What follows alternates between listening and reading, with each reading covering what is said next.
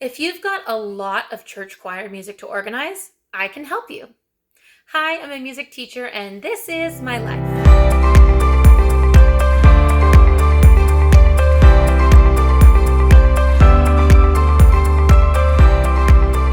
Welcome back to the channel, everyone. If you've watched some of my past videos, you'll know that I'm the current junior and intermediate choir director at my church.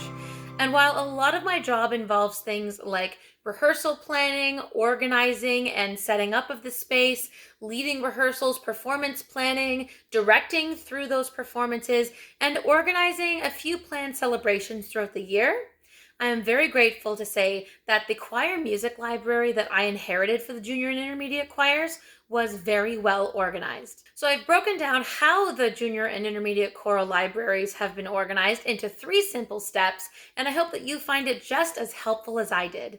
But before we start, remember to give this video a thumbs up and subscribe to the channel so that you're up to date on all the future videos. So the first way that you can organize your church choir music is by season. So in this case, that would be a liturgical season. All of the choir music that I have for the junior and intermediate choirs is organized into drawers in filing cabinets.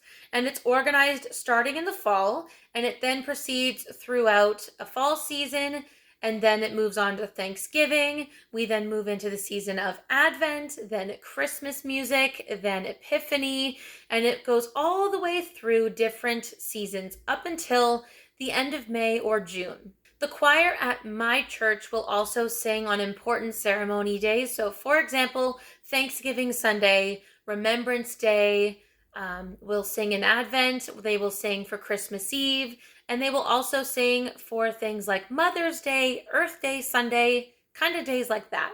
So you may have some special seasonal repertoire as well as general repertoire that could be used throughout the year.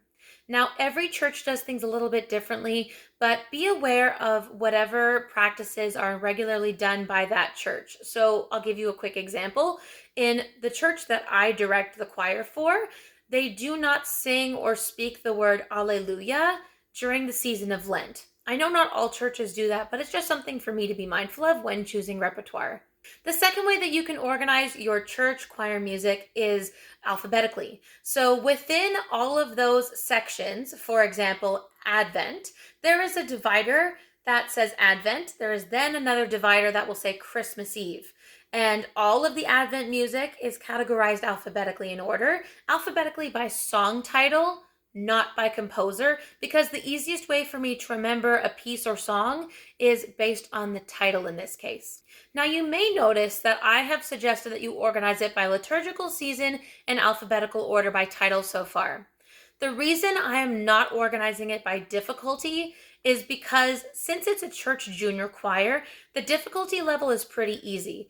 It is a children's choir where I direct kids grades 2 through 12. So typically the songs are either going to be unison or 2-part harmony. And tip number 3 is to organize copies of songs in labeled folders within each of those sections and keep the books of choral selections separate. What I mean by that is, if you open the drawers to the choir library that I currently have, it is first organized into liturgical seasons. Then within that season, they are organized alphabetically.